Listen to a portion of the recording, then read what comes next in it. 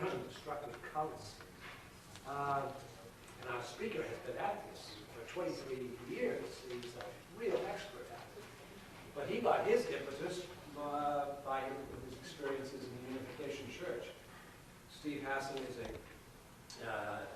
psychologist, professional counselor, mental health counselor. He's well equipped to deal with the meanderings of the human mind and heart, and he is very much aware of the enormous scope of religious variation. He doesn't come to us as a full-fledged agnostic, atheist, humanist type. He's been our friend for many, many years. We've admired his wonderful work in dealing with people who are troubled with the terrible burden of their religious choices and how to escape from the oppression that is a part of it. And his book on mind control, Combating Mind Control, is a wonderful bestseller. And he's got a new book out, as you sort of noticed. And we urge you to find some way in which to buy it, get it. But we'll leave the convincing on that score to him. And you're going to find what he has to say riveting. And you're going to have some questions for him, I'm sure, when he's through. So, good friend of mine, good friend of the humanist, free-thinking population. After all, he's very interested in people making up their own minds about things. Good friend, Steve. Thank you.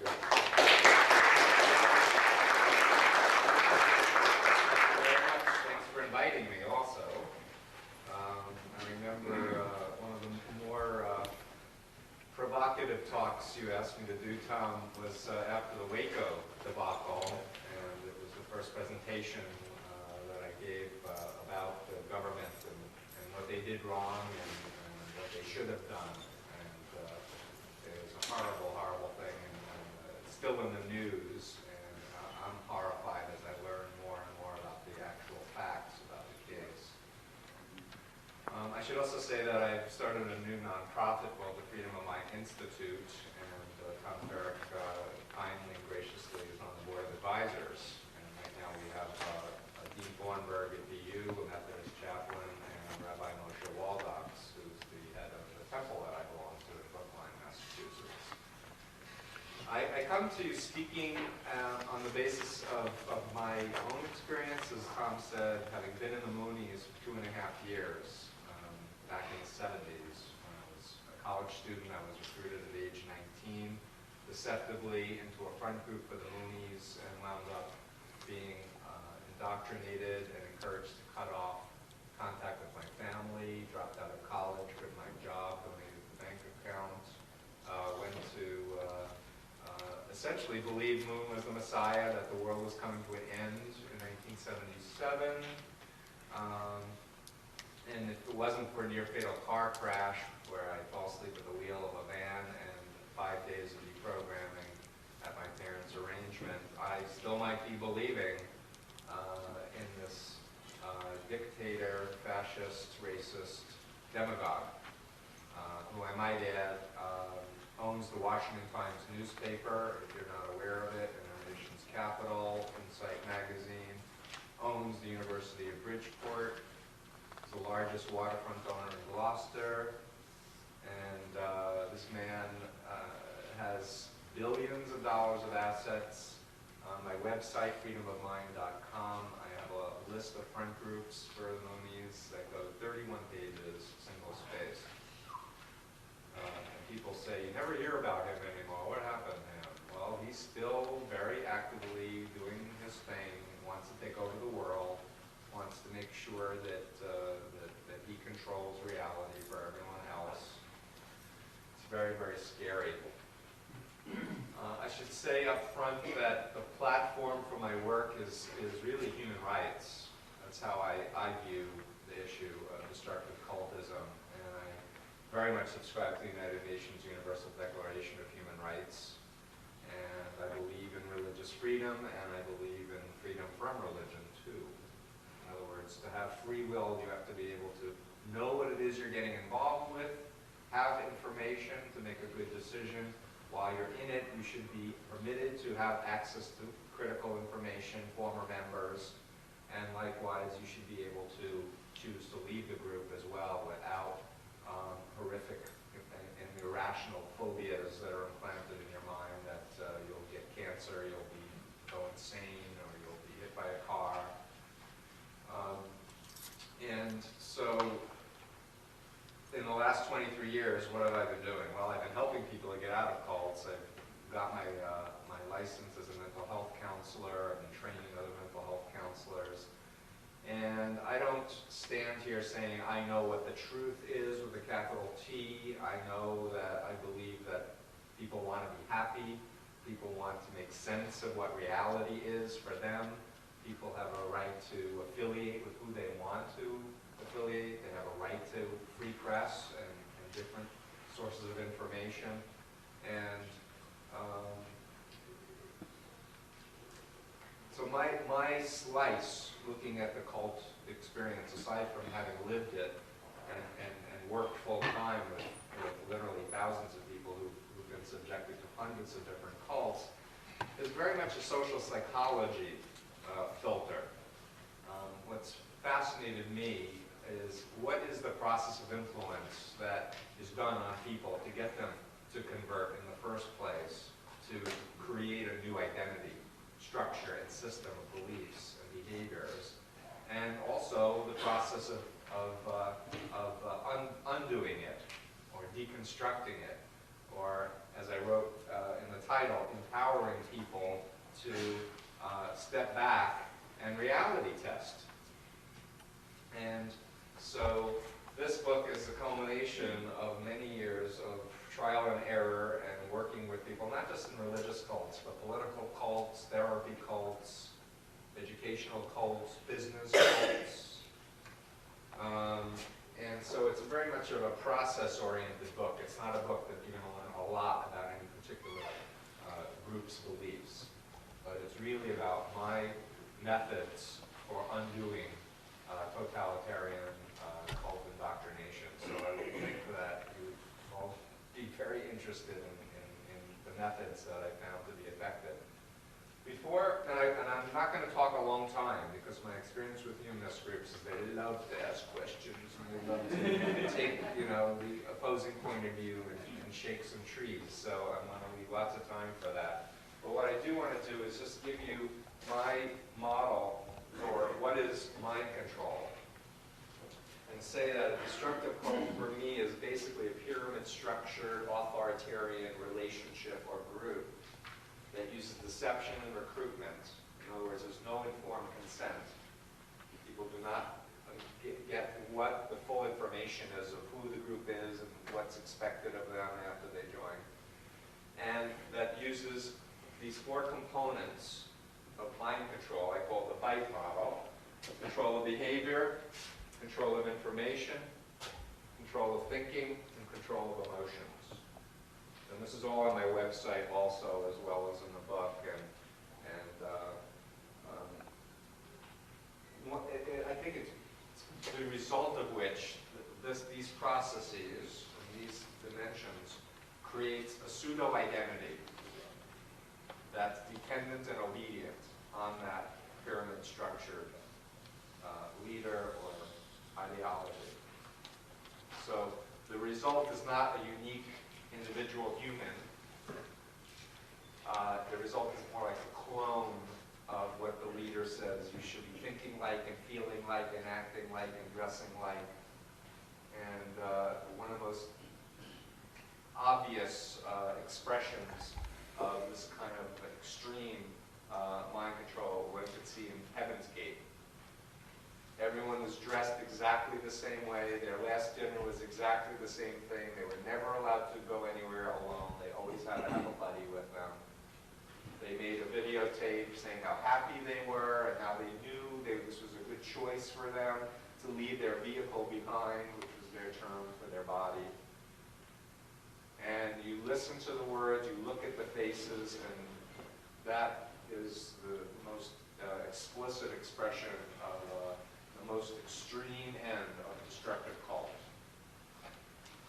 very important to also realize there's a continuum here. The arrow of which, in this direction, you could say is going to constructive or positive social influence, and this side destructive. And that a lot of organizations are somewhere in the middle here, where being a member of a society, we have rules and regulations, as we'll go through the list. There are elements of controls, but we're talking about this population over here, where, for example, if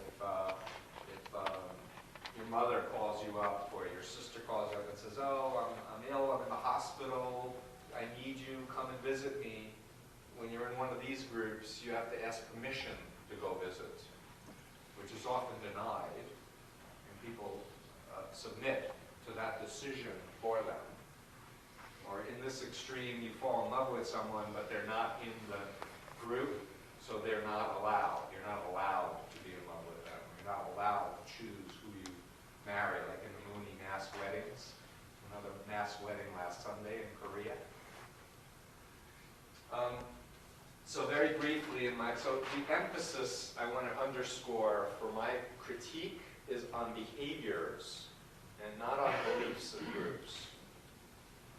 And in terms of beliefs, what I care about is that the beliefs be upfront and people know what it is that they're believing. And if they want to believe that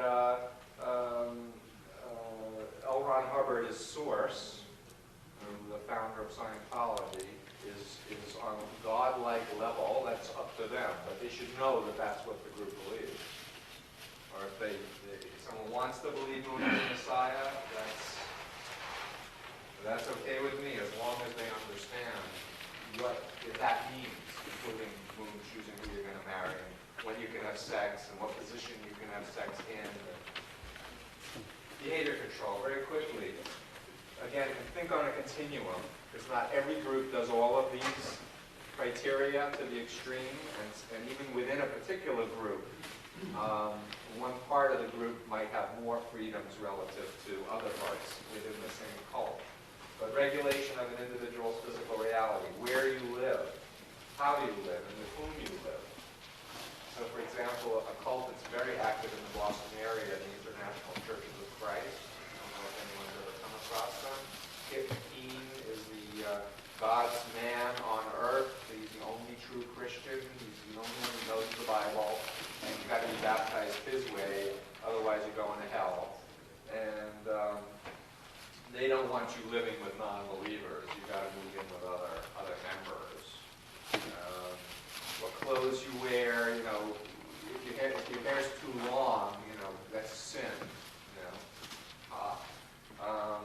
Hairstyles, food you eat, sleep, financial dependency, little time spent away from the group or vacations.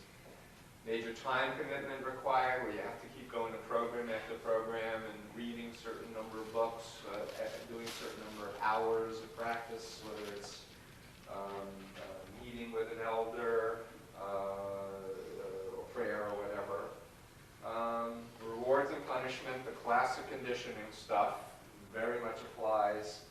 Individualism is discouraged, the groupthink prevails, rigid rules and regulations, and the key ultimate point is they want you to be obedient and dependent. They do not want you to be independent, think for yourself, question, challenge. Information control. Information is the food we use to think and to understand and experience reality. We're sensory-based creatures. And again, as I mentioned, deception is such a hallmark of destructive cultism. They don't want people to know up front who they are, what they believe, and what they want from them. They want to spoon feed you what they think you're ready to swallow. In the Moonies, I was given the analogy when I was a recruiter for them, that you can't feed an infant steak because they choke. You have to feed an infant formula. And the people that you're going to be lecturing to are all spiritual infants. So therefore, you can't afford to tell them too much too soon, because you'll kill them spiritually, and then their spiritual lives will be on your shoulders. So it was inculcated that deception is good. deception, whatever advances the cause of the group is good, and whatever takes people away from following the group is bad. Access to non-cult sources of information is discouraged. In particular, critical articles, critical information, exposés, particularly former members. Ooh, former members. Scary. Compartmentalization of information. What's known inside is often repackaged for the outsider. PR stuff. Spying on each other, turning in members of your family to the regime if they're doing some activity contrary to the party or whatever. Cult-generated information, lots of propaganda, unethical use of confession where they find out details about your history and use that to manipulate you, again, for the purposes of keeping you independent. The fast way to evaluate a group. I hear about groups all the time. I get emails from all around the world, and groups I've never heard of. But one of the fastest ways to evaluate a group, whether or not it could be a destructive cult, is look at its policies about information. Because if they systematically say you can't go to critics' websites, you can't read negative literature, like Scientology, for example, their members have filtering software so they can't go to websites of critics. And it's updated as new websites are put up by former members and critics. That's updated so that they can't go and look at that information. So deception and information control crucial to a quick evaluation of whether a group is trying to do mind control on people. Thought control. The doctrine is reality. It's not merely a map. It's not merely an interpretation trying to express what reality is. When you're in a mind control cult, the doctrine is it. Period. Stop thought. Orwell. Black and white, good versus evil, us versus them. A lot of loaded words. Again, I quote Orwell. Slavery is freedom. We love slavery. Yay. Only good and proper thoughts are encouraged. And here's what I want to focus on for a second, thought-stopping techniques. Thought-stopping is a behavior modification technique.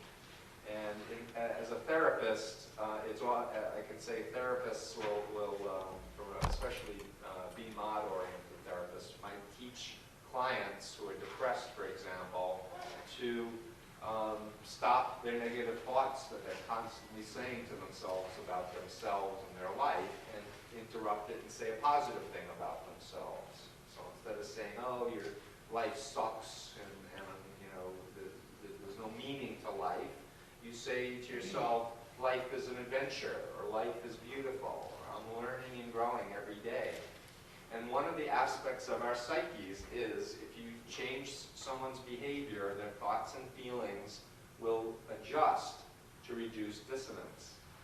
Because we want to have a consistent view of self as well as a consistent view of reality. So change the behavior, the thoughts and feelings shift, the cognitive and the affective. It's very powerful.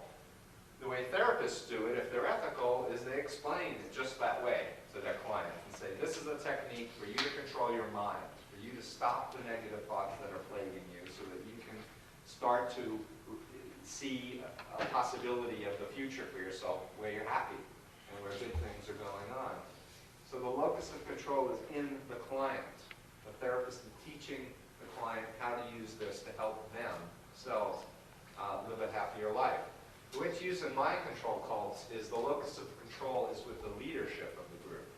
It's an external authority. So, for example, when I was in the Moonies, I used this example earlier, my father found out that Moon had an M16 gun factory. And he thought by showing me the proof that that would wake me up and make me realize Moon wasn't the Messiah and I would leave the group. And so he did the frontal approach. Steve, he's got an M16 gun factory. What kind of Messiah has an M16 gun factory?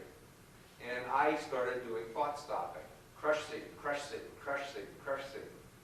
Glory to heaven, peace on earth. Glory to heaven, peace on earth. Glory to heaven. As I had been taught in the Moonies, to shut out any negativity, any attack from Satan. So even though my father's intention was to help empower me, he was actually helping the cult indoctrinate me further and view him as an agent of evil.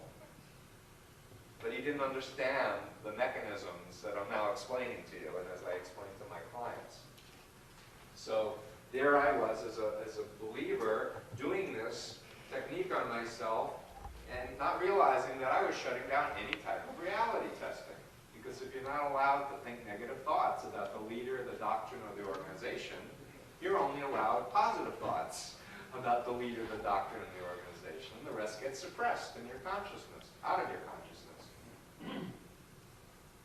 The good news is that mind control, as I've experienced it and studied it, is not 100%. What these cults are doing when they're recruiting and indoctrinating people from a mental health point of view is what's called a dissociative disorder. They're splitting the person's psyche and creating a new pseudo-self that supersedes the person's identity and beliefs.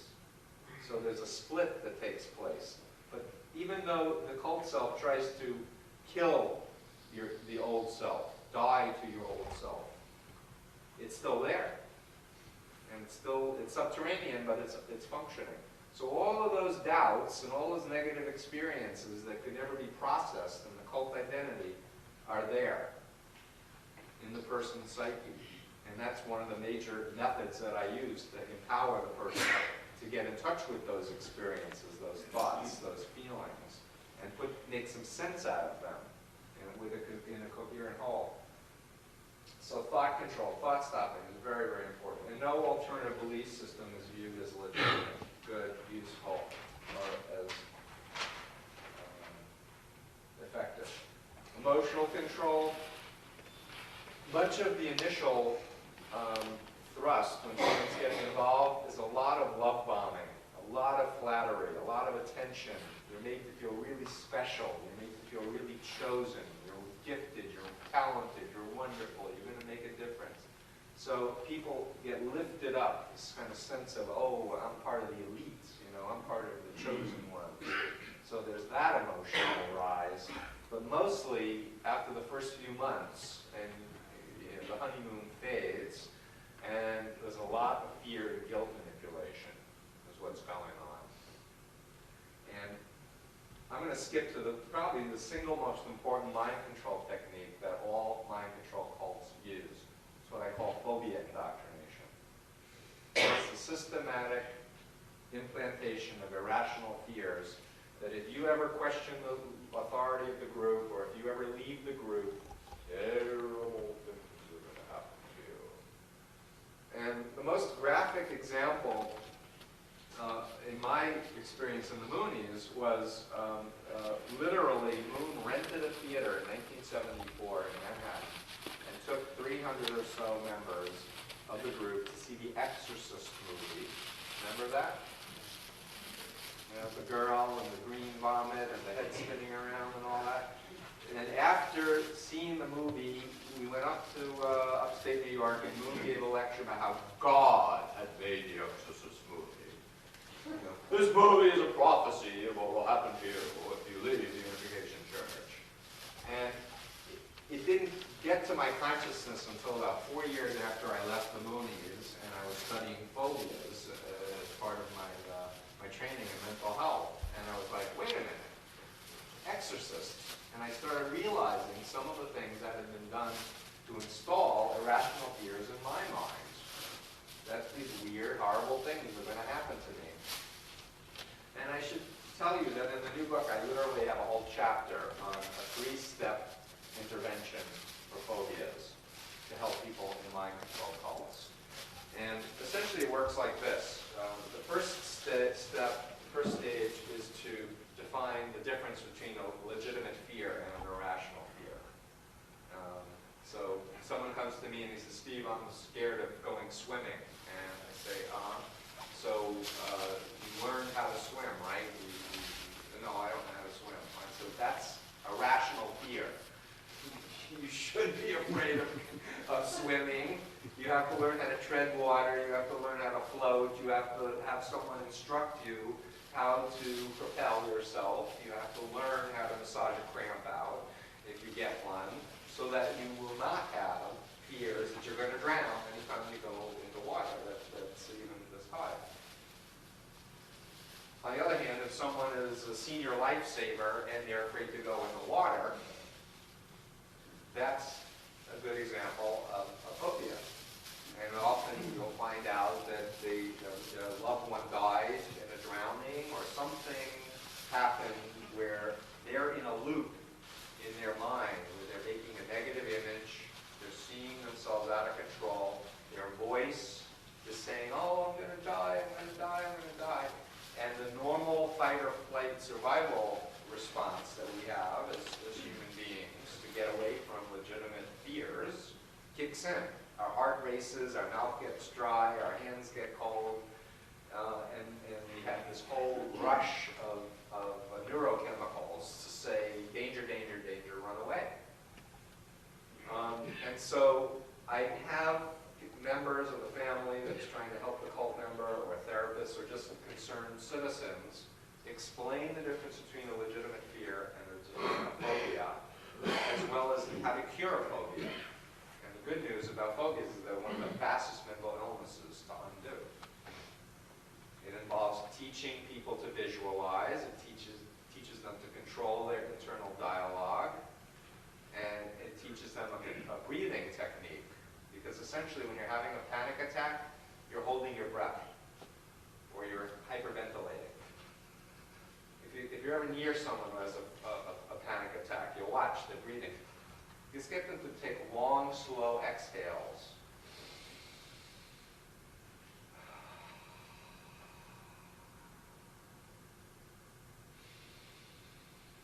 If you're doing that, you're not going to have a panic attack. Or if you have a panic attack, wait 3 minutes for the chemicals to wash through your bodies, and do the breathing for that period of time, and you'll be okay. And then you can use systematic desensitization to further the cure. So if you're phobic of elevators, you can imagine yourself going in an elevator and riding safely, and then you can actually walk near an elevator and feel calm and safe. And then you can go over and press the button, and the doors open, and you can feel safe. And then you can put one foot in, and literally you can help someone get over a 30-year phobia, often in a period of hours, at most days. The cult member might be saying, why are you telling me all of this? You know, I believe in Father Moon. You know? And you say, oh, it's just fascinating. This is what I would say. It's fascinating to me how intelligent, educated people could lose the ability to have a simple choice, like getting in an elevator, or going near a dog, or being able to be in a room, or a small room, where the lights are turned low. And they might say, oh, well, that's no big deal, blah, blah, blah, blah, blah. And you say, fine, that's great. And then you can move on to stage 2. Stage 2 is a discussion about how other groups put phobias in people's minds, not the group they're in. Because remember I was talking about thought stopping, and how members are not allowed to have negative thoughts about their group? So you talk about another group. Because if you're talking to a Scientologist, they'll listen to you criticize a Moonie. Oh, sure, the Moonies, they're a cult. Well, let me tell you about the Moonies and how the Moonies install phobias in members' minds. And when I was in the Moonies, I thought I was going to go insane if I left. Can you imagine? So you're building a case here. Okay, so that's stage 2. Stage 3 has to do with, have you ever met anyone who's left your group and is happy and fulfilled? Oh no, people leave and they're miserable and they kill themselves or they go crazy. And you think it's possible for someone to leave your group and be happy and fulfilled? Or you ask them a hypothetical question, like, if your group never existed and you were happy and fulfilled right now in your life, what do you think you'd be doing? Oh, but I am happy and fulfilled. I'm glad I'm doing God's will. No, but what if you never met the group and you were really happy? You know, I often have to ask a few times. oh, I'd be sailing around the world, or I'd be teaching in inner city youth, or doing this or that. And you're getting them to visualize alternatives. Same way you were helping someone visualize swimming or going in an elevator, you're now helping the cult member to visualize an alternative choice in their lives. It's very powerful stuff, and it works. Because people don't want to be exploited, abused, manipulated, lied to. They don't like it. They're in it because they feel they have to. Because they have no other choice. It's, you know, it's the correct political philosophy, or it's the, you know, it's God's word, or whatever. Someone's in a therapy relationship and their therapist says they're going to go crazy if they decide to stop therapy with them. Hello, what about getting a second opinion? You know, how about reading the Consumer's Guide to Psychotherapy and asking for, what is your treatment plan? Am I going to be seeing you for the next 50 years of my life? Or when's the cure going to happen? So basically, behavior control, information control, thought control, and emotional control. These are the four crucial pillars, if you will, of a destructive mind control cult.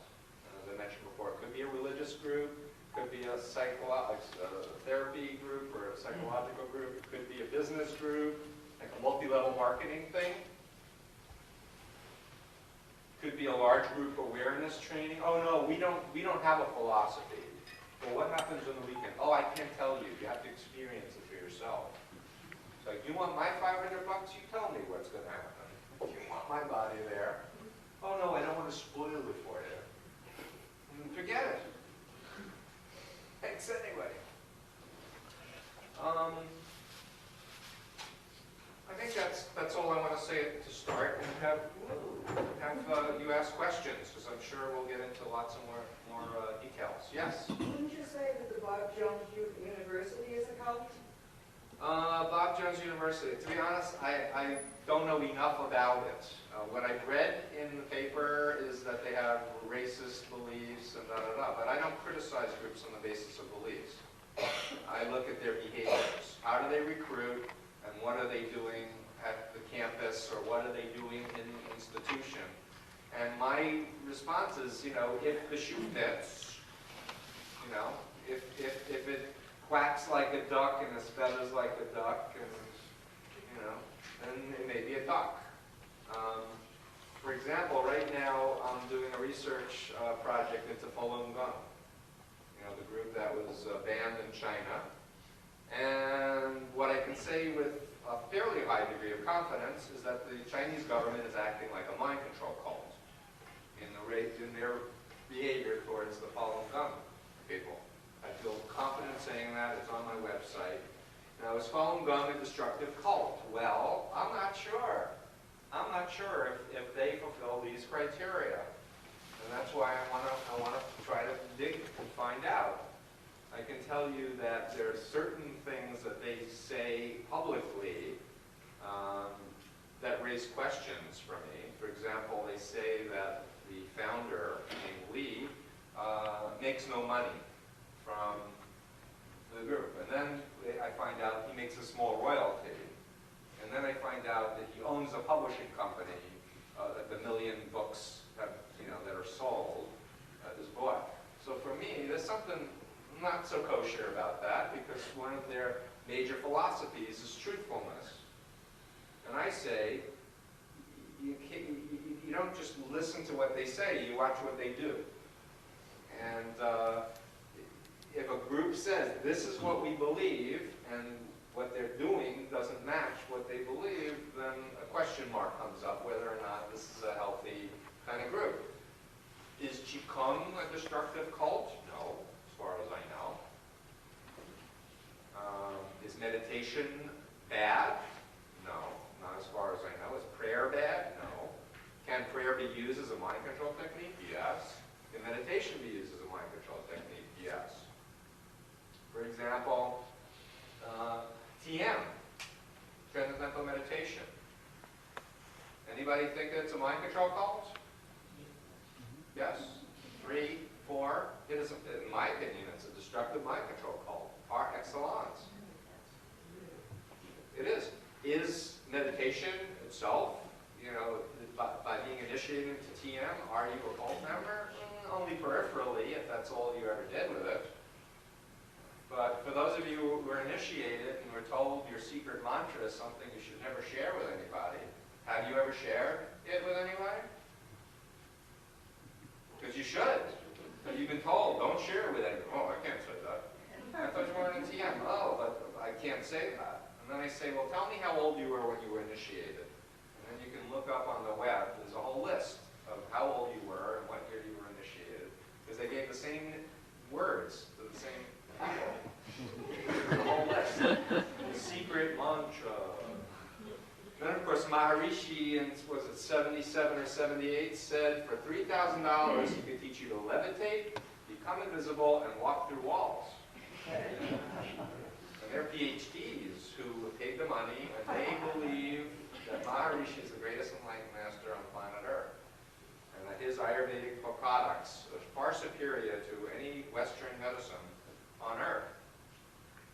99% of the people I run into took the TM initiation and did it a little bit, and then didn't take the advanced course, and go to MIU, Maharishi International University, Fairfield, Iowa, accredited college, then go on to the Purusha, where you're celibate and vegetarian, and you're one of Maharishi's hand-picked servants. Mind control calls. Yes? And what's the difference between organized religion, specifically Catholic, and the mind control that you're talking about now? There are a lot of parallels. Same thing. I'm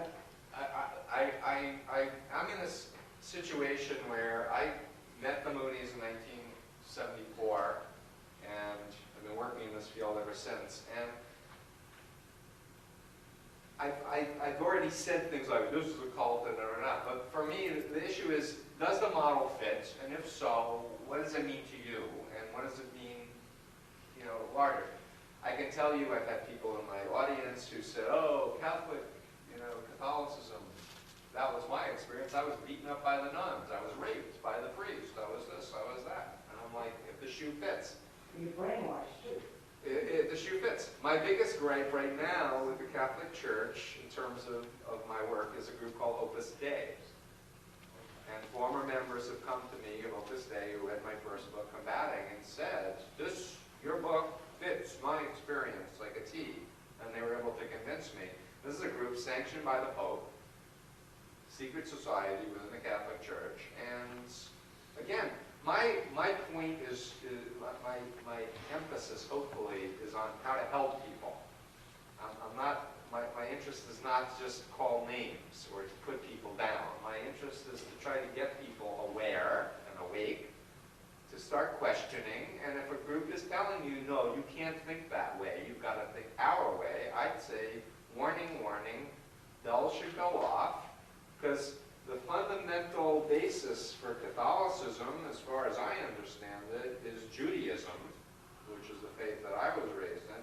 And the presupposition within that is God created us with free will, intentionally, for us to decide, for us to have a choice. So that's what when I talk to people in Jewish or Christian-oriented cults, that's what I say to them. If God wanted to make us clones, he would have made us clones. He gave Adam and Eve a choice, if Adam and Eve even existed. But even the metaphor is telling a very important message. We're meant to exercise our free will. We're meant to make choice. And not follow out of slavery, but follow out of choice, if that's what we choose to do. And if we choose not to do, that's okay too. That's part of the plan. That's my understanding of it. Yes? Yeah? Have you ever shared work with battered women? Yes. Yeah, battered women read my book and they go, oh, my husband, my boyfriend. He cut me off from my family. He wouldn't let me have access to the bank account. I was in fear. My whole, you know, he beat me up, and I'm like, if the shoe fits. Yeah, exactly. This book actually talks more about abusive relationships than the first book, in terms winning in terms of questions. I'm sorry, yeah. So what do you think is a primal drive behind this stubborn thing that we call cult? Do you think it's some primordial instinct of forming a clan or tribe or? I think it starts with the fact that we are born as babies. Right. We have authority figures that we look up to give us every single need, otherwise we die. And we grow up and we look at our parents and we think they're perfect. And then we keep growing up and we realize they're not perfect. They got a lot of problems or they got issues or whatever. We still love them, basically, but you know, there's still a child in all of us that is looking for that sense of ultimate safety and security. You know, and I believe we're social beings and we are meant to be together. We're connected through our sensory apparatus. So you think it's an atavism, and it's going to wane in the future, or it's going to gain? I see the problem, the issue as, in some sense, like technology. It's like, well, we have electricity. Is electricity going to, impact on us? Yes. Will there be more and more sophisticated chips, and will there be more and more, will there be implants within our bodies to assist in our functioning? Maybe, but the point is it's a tool. Mind control and understanding of the mind and how it works is a tool, and it can be used to enhance individuality and creativity and create an inclusive approach to the fact that we're all on one planet here, and that if we're polluting the planet to destroy the planet, it's going to affect everybody else. And if you're in a mindset that says the end is near, Armageddon is going to come, and God's going to wipe everything out, so who cares about conservation? If you're in that belief system, I find that to be an incredibly scary belief system. Myself, I think that we have to plan that we're going to be around for thousands of years to come, and we should really learn to live together and appreciate diversity and appreciate individuality, but also have a world where there are boundaries. Privacy, for example, is a very important boundary, but also the development of our own free, creativity and uniqueness. I saw Simpson Garfinkel the other night talk about his new book, Database Nation, and the privacy information guidelines are not being followed by anybody, and it's incredibly scary. About if your personal information is going to go in a database, you should know that. And if you give information into a database, you're not allowed to use it in another database without your permission. That's the privacy information guidelines, but it's being done all the time, this sort of stuff that I'm going off on a tangent. Yes? And could you go back, you jumped ahead, you were running through a list of mind control things. So you could just name them and give a brief description of what the other ones are, besides phobia. Basically, I've talked about control of behavior, controlling someone's environment, making them dependent where you have to ask permission, rules and regulations. So to the extent that you are not able to decide, I want to go here, or I want to be in this relationship, or I want to read this book, or whatever, the more a group does that, the more mind controllership is.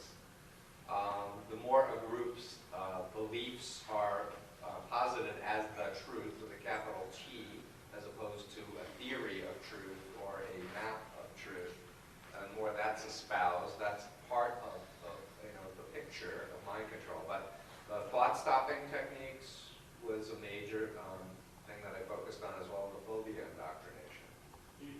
Exhaustion, giving people up for a long time, that sort of thing. Oh, absolutely. Okay, so there's another model by based on Kurt Lewin's work and written about by Edgar Schein. Edgar Schein, Robert Lifton, Margaret Singer, and Jolly West were all military intelligence officers in the 50s sent to China to figure out what communist Chinese re-education programs were all about, what brainwashing was. And they all wrote in some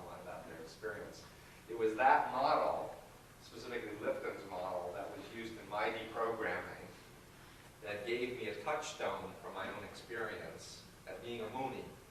Because here was a book that was written in 1961 about communist Chinese brainwashing techniques. And he has a chapter with 8 criteria by which any environment may be judged as a brainwashing environment. And being a Moonie, the commies were the enemy. It was Satan's army on earth. So here was a book criticizing this other group, laying out these 8 principles, and every single principle fit the Moonies to a T. And so even though I was in the Moonies for 2.5 years, people said, "You're brainwashed." I'd say, "No, I'm not. I'm following God. I know the truth." I finally, in the course of my reprogramming, had something objective that I could say, yup, yup, yup, yup, yup, yup. Did you say how Kurt Lewin was involved in that? You know, Kurt Lewin created a model. I thank you, because I got off on a tangent. He talked about a 3-part model of unfreezing a person's identity, changing it to a new identity, and refreezing the new identity. And this is also on my website as well as in my book. That with the unchanging, the more you can disorient someone, sleep deprive them, use hypnosis, confuse them, temperature changes, dietary changes, to throw someone's balance off, sets them up for the indoctrination phase. The indoctrination phase is repetition, often monotony, rhythm, over and over and over, keeping all dissonant points of view aside. With social influence theory, the 3 people to 1 ratio of believers to prospective believers, so that for example, when I was in the Moonies lecture, the first lecture, I was surrounded by Moonies, and they were fastidiously taking notes. It was the most important thing in their lives. And I'm sitting there going, I was very cocky back then. But over 3 days, I was like writing notes by the 3rd day. And Ash's conformity study, are you familiar with that? Solomon Ash. Solomon Ash did a study and was replicated to Dateline just after Heaven's Gate. He would have a line, and then he would have 3 lines, and he'd have Confederates and 1 stooge who was the subject of the exam. And they'd say, okay, this is A, and this is 1, 2, 3. How, that's probably not so good, like that. Which line is A? But they have, I think it's 8 or 9 stooges that are all saying 1. 1, 1, 1, 1, 1. And after 2 or 3 rounds, 60 to 65% of everyone agrees with the group. Something obvious where you can see with your own eyes, 60 to 65% of the general public goes along with the group, saying 1 is the same size as A instead of 3. That's research. That's been documented. The Milgram experiment, which was where there was this electrical device, this phony electrical device, but people believed it was administering a shock to the guy in the other room.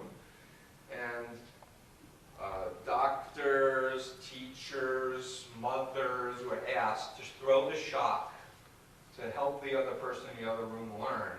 And they would go up to deadly shocks with the guys in the other room going, "Oh, let me out of here, let me out of here!"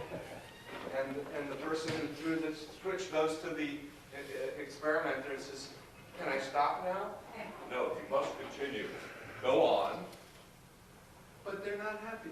Go on. And they flip the switch. They keep flipping the switch. Something like 65%. That's the state of the human species, is we very much understand reality from what's going on around us. We adapt. It's a strength and a weakness. Yes? Are some people more susceptible to mind control than others, and if so, why? Good question.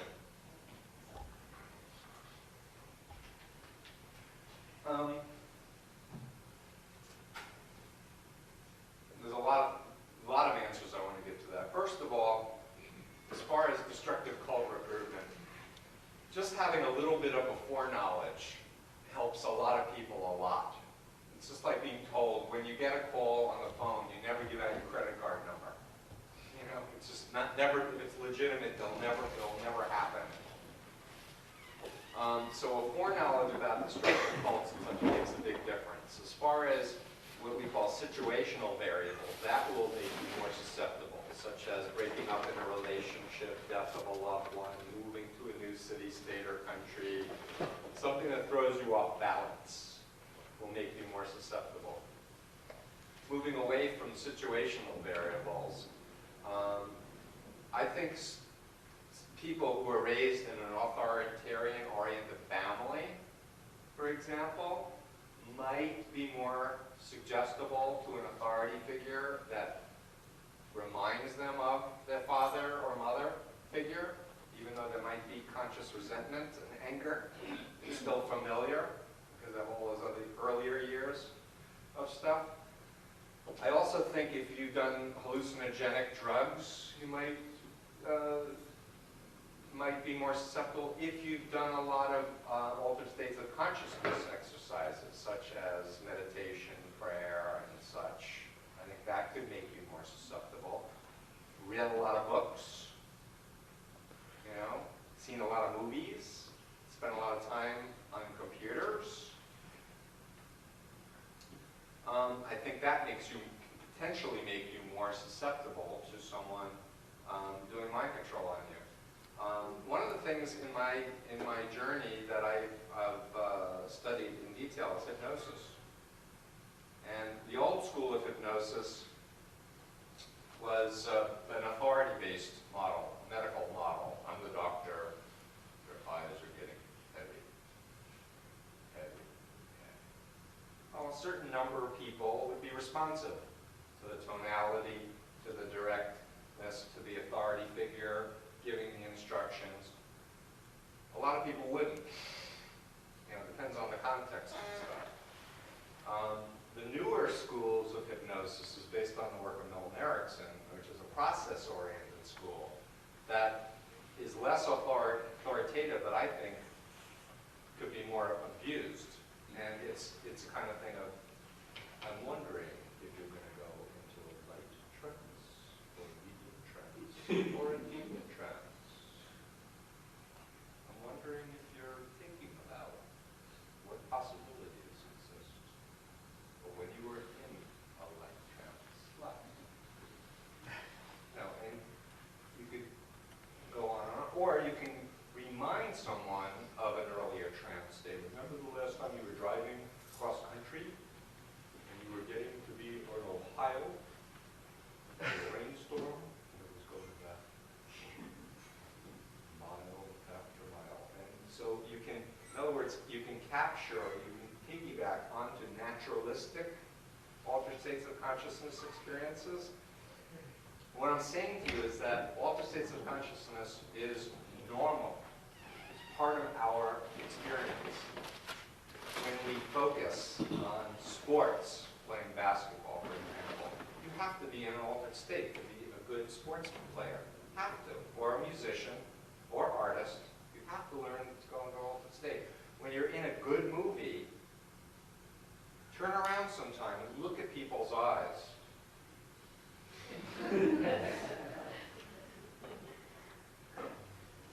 You don't think that you're in a trance? So, again, we're talking about continuum of influence.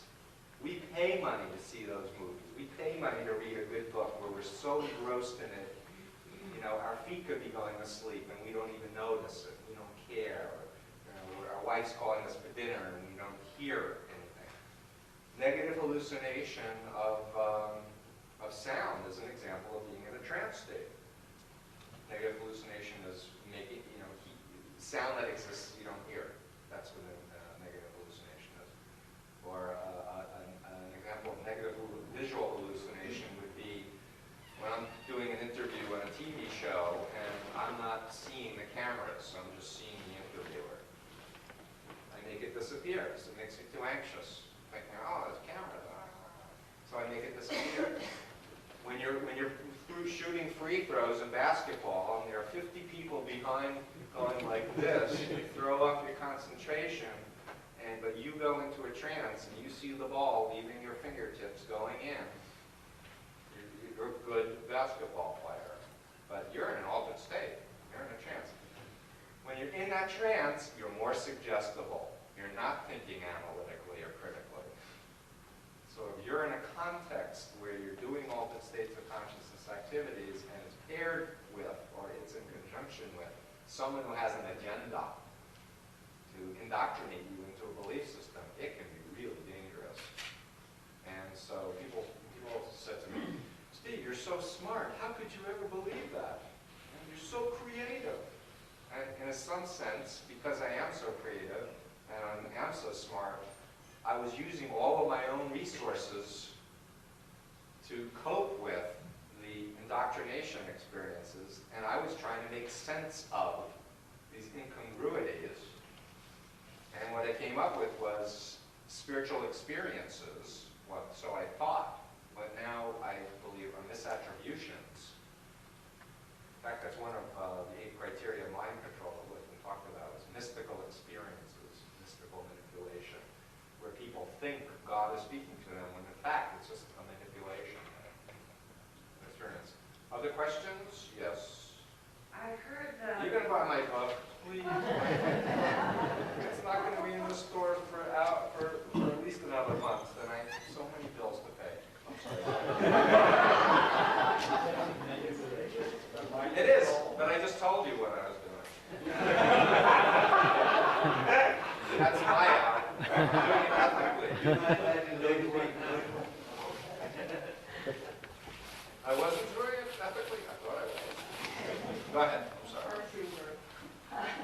But I meant it. I mean, I'm sincerely begging you to buy my book. I've heard that prisoners tend to identify with the people who are holding the prisoner.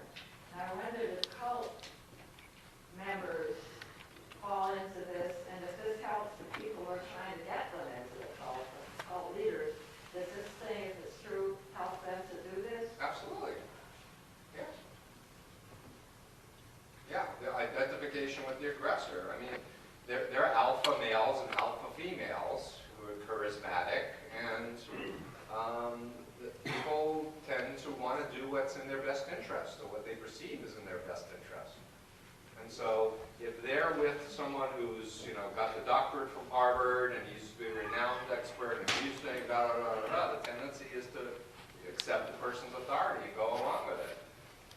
And my clients are often really frustrated with me because they call me and they say, Steve, my daughter's going to call me tonight, and she wants me to come out and visit. What do I say? And I say, what do you think you should say?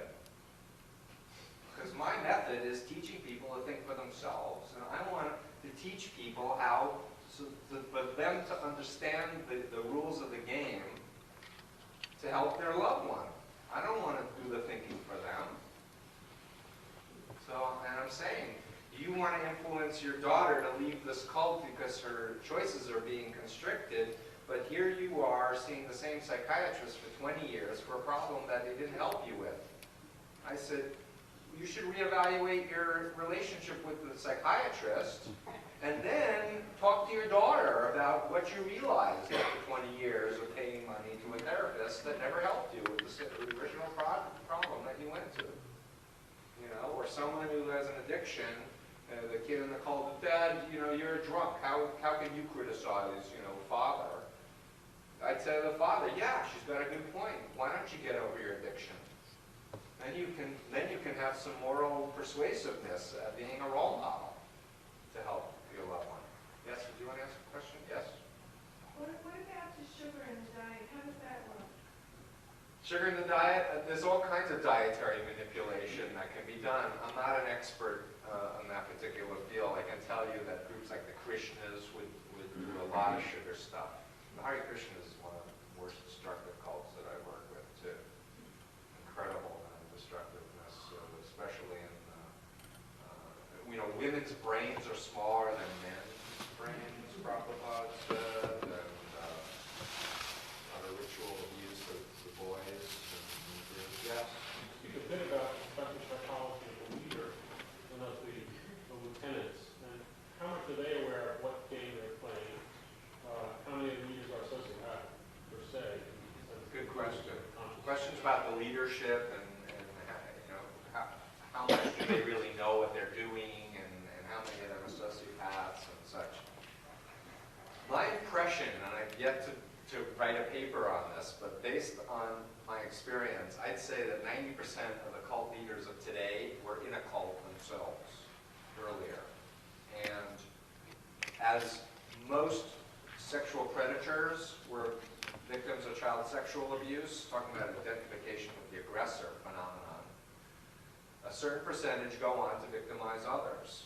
And my experience is that most of these leaders really believe that, David Koresh really believed that he was Christ on earth. Of course, his real name was Vernon Howell, and he was in this Branch Davidian cult where he was having sex with the leader, this woman wrote him.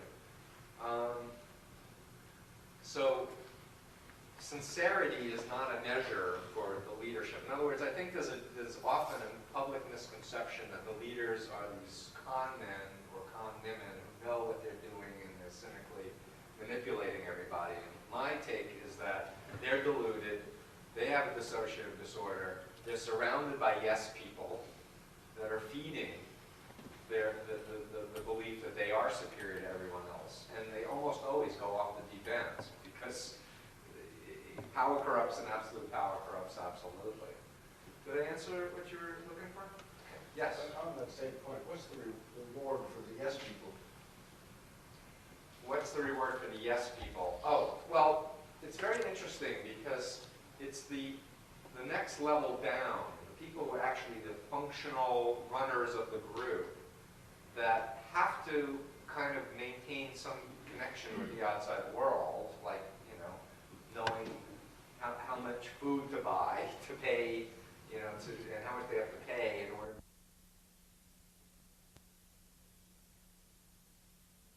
I don't know if I'm answering your questions well. In certain groups, I could say some of those next level down have their own bank accounts, so they can have their own houses. So why do you keep up this? Because the people that you were one of them, you were a recruiter. What was your reward? I was a peon. I cannot say that I was a top leader at all. The guy that was particularly keeping you on a leash. Power is the ultimate drug, more than money.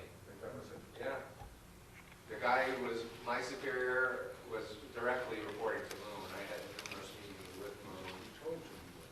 Excuse me? He told you. Yeah, I'm telling you my beliefs. I don't know for a fact. But there's all, so part of it is the rewards, possibly. Certainly, it felt great to believe that I was a leader in God's soul movement to save the world. If they had approached me instead of saying, Steve, you're one of God's chosen leaders in America, and within 3 months made me assistant director of one of their centers, if instead they had sent me out selling flowers, I don't think it would have been appealing to me. I don't know. It's all speculation. But I wanted, my whole life, I wanted to make a difference. I wanted to do something unique, to make a contribution, and here, was the greatest opportunity that anyone could ever give to me.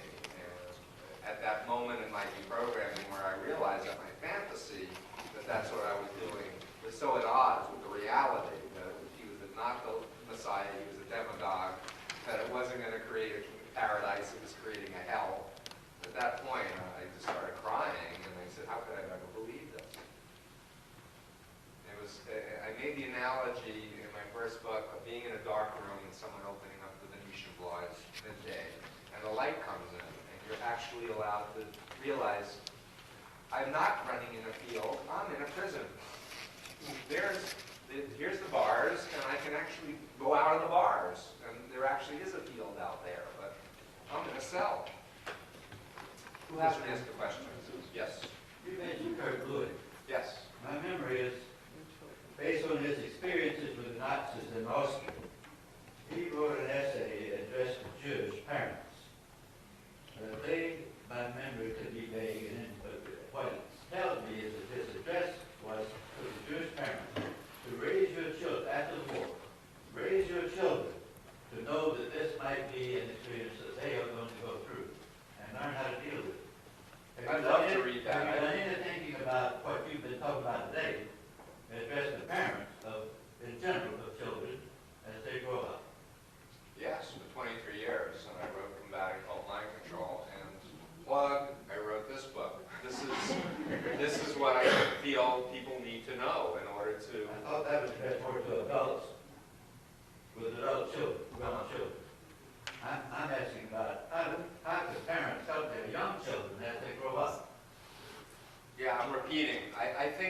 understand the principles that I shared with you today, you're naturally going to carry into your day-to-day interaction with your children. As children grow up, you can either continue to make decisions for them, tell them what they should eat and what time they have to go to sleep and what they should wear, or you can encourage them to think independently. You can encourage them to check out different options and not just take your word blindly on it. There is a whole, I know there are numerous curriculums that have been developed to encourage people to ask questions and to not just go along with the popular way, but to actually think about, oh, this ad, why is these people in the ad this way? Why is the wording this way? How much money did they spend for that ad? How much extra money are they charging me for this product in order to put this ad?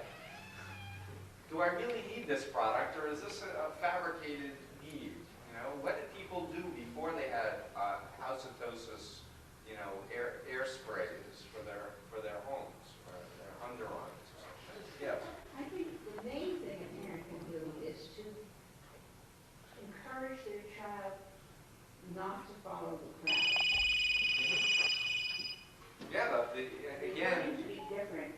you want them to be different, but you don't want them to be so alienated that they don't have any friends. Because that can be a vulnerability too, to getting recruited into cult groups. And I've seen my share of young people who are struggling with sexual identity issues that got recruited into a mind control cult because of the common homophobia thing, or people with attention deficit disorder, or other types of things that make them separate from their peers and such. So they were out of the clique, and so when they're in a situation where they're love bombed by this new group, they respond and such. I didn't think differently. Yeah, one of the most powerful things, and I show it on a lot of my cases, is the Dateline, where they showed this experiment. They showed University of Santa Cruz students. At first they showed, and they modeled it first. They showed a woman who resisted and always stuck to her guns with the correct answer. And they showed her face with pain as she was giving the correct answer in light of everyone else's stuff. And then they focused on two others who did cave in and go along with the group. But the overall effect of looking at the 15 minutes of Dateline that was explaining this phenomenon, I think, was enormously empowering to any person that watches it, to be thinking, I should always trust myself over strangers. Make a decision based on what makes most sense to me over strangers in such situations. In your opinion, Steve, what is most destructive about Scientology? You hardly mentioned Scientology. What's most destructive about Scientology? Isn't Are it you one of familiar the- with Lisa McPherson case? Have you heard of Lisa McPherson? LisaMcPherson.org. This is a 35-year-old Scientologist who was held against her will for 17 days in their hotel in Clearwater, Florida, and died of dehydration. And she repeatedly asked to leave, and in their policies, anyone who wants to leave Scientology is obviously insane, and should therefore be kept in isolation for her own benefit. And right now, Scientology is saying this is our religious beliefs, and the government has no right to prosecute us for criminal medical neglect. You know, this is a group that, okay, just to give you a quick demonstration of hypnosis in Scientology. They have a communications course. It's cheap, $25 to teach you how to communicate. Well, the first step is sitting comfortably with your feet on the floor with your eyes closed, just being there. And you can't move and you can't react, you're just being there. 15 minutes until they tell you, pass. Otherwise, they may say, flunk, you just twitched your nostril. Flunk, you just moved your feet. And so they train you to be completely still for 15 minutes. The next step in the communications course is staring into the eyes of a Scientologist for 15 minutes, not moving. Same technique, pass or fail. so you're literally doing what in hypnosis we call an eye fixation induction. You can pick a spot on the wall. If you focus your eyes on that spot and don't move it 15 minutes, you'll know it's an altered state. Guaranteed. Except it's even faster if you're looking at somebody's eyes. Because we're trained to interact as humans, you know? Our eyes are meant to move. To focus and stare into a cult member's eyes who's in a trance, you're learning to be dependent and obedient, and you're learning to go into a trance. The next stage is bull baiting. That's where you have to keep staring, and they try to get you to react. They tell you bad jokes, they tell you a spider's crawling on your shoulder, and if you go like that, flunk, you moved your shoulder. So they try to bull bait you, you know, a red flag in front of a ball, till you can be totally dissociated. And that's just the beginning of Scientology indoctrination into a system, what they say is the bridge to total freedom. But the upper levels are all secret, and you'll die of pneumonia if you find out this information before you're ready. And former members posted this information on the internet, and they had their computers, they were arrested, and they had their computers taken away because they were posting copywritten materials on Scientology's doctrine. And one of the most written about is called OT3. It's the Xenu story of how Xenu, the galactic dictator, wanted to solve the overpopulation problem in the universe. Have you heard this one? And he flew millions of beings to the planet Tigiak, which is now known as Earth. And he dropped them into volcanoes and detonated hydrogen bombs over them. So you see the volcanoes in all the Dianetics books and everything. And all these beings were decorporealized, but are now attached to us invisibly. These body thetans are all over us, and only through Scientology can we get rid of all of these thetans so that we can have godlike powers and change the weather with our minds and so forth. Oh, there's more. It's one of the most scary groups I've ever worked with. Yes. 2 more questions, and then we'll do cookies and apple juice. Sorry, talking about a lot of groups that are characterized as charismatic leadership. It's easily identifiable. And I'm just wondering what you think of groups that have, say, a lay clergy who's just as sort of monolithic and self-perpetuating and oppressive, and yet don't seem to have the same sort of central focus. I think if the shoe fits. I mean, my model is just, I'm basically trying to say, hey people, pay attention to human rights.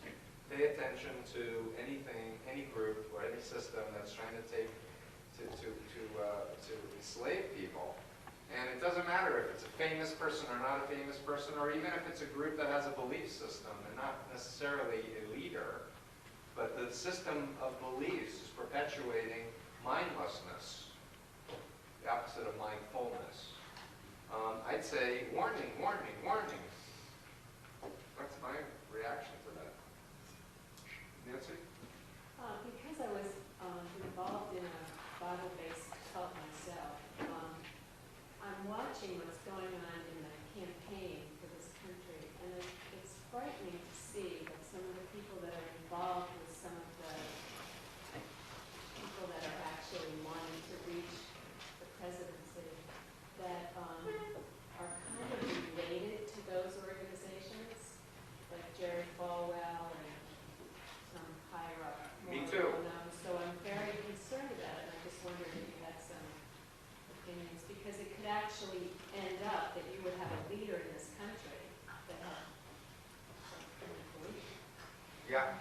I don't really have a lot to offer except to say that the knowledge of how to manipulate and control human beings is in the marketplace, and it's being used in business, and it's being used in politics, and it's being used, should be used more in education, but with a bent to overcoming the tendency to clone people, in other words, to encourage independent thought.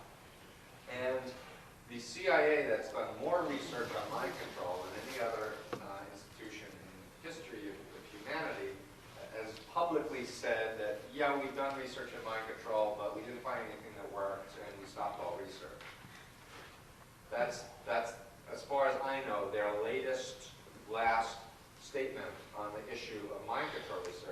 say, that's scary. That's scarier than Moon having the Washington Times newspaper to me, because I have a declassified memo from Hoover in the 50s to Helms of the CIA saying, oh, brainwashing? Sure, anyone can be brainwashed. And here are the steps. Declassified FOIA documents. 50s, 1950s. But year 2000, and nobody's saying anything to the public. So I'm trying to. Let me just close up by saying that as humanists believe that the most awesome freedom we have is to choose the meaning of our own lives. And that's why we're much behind freedom of religion. But the means that we use to choose that meaning of our own lives is crucial, isn't it? Huh? And it seems to me only the skeptical, curious, proof-seeking, waiting mind is really up to the job. It's an awesome freedom. It's an awesome responsibility to say what you think is the meaning of your own life, and to choose it wisely, deliberately, and freely. It's a big job for all of us. So I wish you all of us well in that endeavor. And I thank Steve very much.